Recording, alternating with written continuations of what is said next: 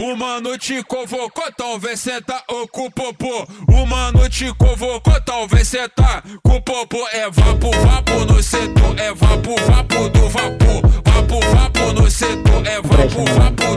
This is Aeolus E70 Pro na mayroong 420 km range, at pagdating sa harap, mukha siyang may pagka-futuristic, at the same time stylish yung pinaka-design niya. Meron din siyang kakaibang grill, and yung headlamp niya, ayan, so napaka-angas ng headlamp niya, para siyang galit. Yung harap pala niya is meron siyang charging port yan. Diyan ka pwede maglagay ng AC at saka DC. Ito naman ang itsura niya sa rear bumper. Sa rear bumper, mukha siyang moderno, pero may pagka-stylish dahil dun sa kanyang red na reflectorized yan. Dalawa yan. And meron din siyang badge ng E70 Pro. Sa trunk, silipin naman natin kung gaano kaluwag. Ganyan ang itsura niya kapag binukas yung trunk. At the same time, meron siyang sensor, tatlong sensor, and meron siyang 360 camera sa likod. Ayan. Buksan natin yung loob. And guys, dito, yung plate holder natin is meron na rin siyang ilaw, kaya madaling makita ng mga pulis. Hindi visible talaga siya. Yan, ganyan siya kaluwag pagdating sa trunk. Meron siyang 502 liters. So kahit maraming gamit, kasyang-kasya talaga sa kanya. Di lang siya visible, pero kapag personal, napakaluwag niya talaga. Yan. Regarding naman sa gulong, meron tayong 17-inch Aeroblade wheel. And meron tayong size na 205 by 50 R17. So yan, napakaganda ng texture niya, two-tone na siya, black and silver. Dito naman sa pinaka-interior niya, meron tayong napaka-luxurious na interior. Yan, and meron tayong 9 inches infotainment system. And meron din tayong leather seat. Yan, naka-leather seat na to guys. And ang maganda dito sa ating steering wheel is electronic power steering na rin siya. At the same time, meron tayo ditong badge ng Aeolus. So, mas nagiging elegant talaga yung looks niya. Yan. Airbags meron din tayo dito. At the same time, ito yung digital cluster natin. So, medyo futuristic na talaga siya. Yan. Ang range pala nito guys is 420 km.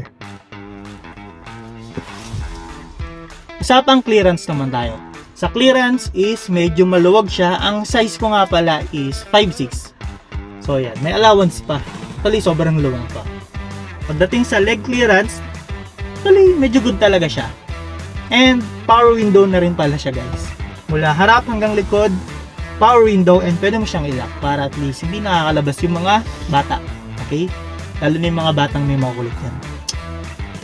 Sa likod, okay na okay din since meron tayong rear AC vent. So, yan. Adjustable naman yan. Pwede mong lakasan, pwede mong hinaan. Depende kung saan ka komportable. Meron din tayo ditong USB port. So, kung gusto mo mag-charge, dalawa yan. Di kayo magagawan. Dito sa front bumper, makikita natin yung badge ng Aeolus. At the same time, meron din tayong logo ng Dongfeng. Silipin natin. Yan. Actually, dalawang charger siya. Meron tayong AC and DC. Sa AC, ito yung ginagamit natin sa bahay. Kaya niya mag-charge up to 8 to 9 hours para sa isang full charge. And pagdating naman sa DC, for 20 to 80%, kaya niya mag-charge at least 36 minutes. Ganun siya kabilis. Silipin naman natin yung pinaka-log niya.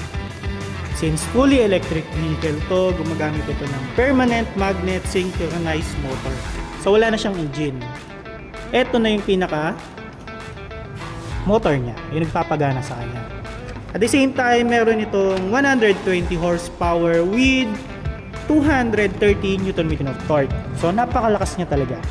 Trivia lang sa Baguio kasi kailangan mo ng almost 100 Nm of torque para makaakyat. Since ito ay 230 Nm of torque, kayang-kaya niya talaga pagdating sa Baguio. Usapang battery naman tayo. Meron itong ternary lithium battery at meron itong battery capacity na 52.9. So kapag kinonvert natin siya into pesos, parang ang labas almost 800 pesos ang isang full charge natin. So kapag sinuma total natin, parang piso and 8 centimo per kilometer. Ganon siya katipid. Ayan. So kung gusto mo makatipid, libre lang namin test drive, message nyo kami at tulungan namin kayo mag test drive.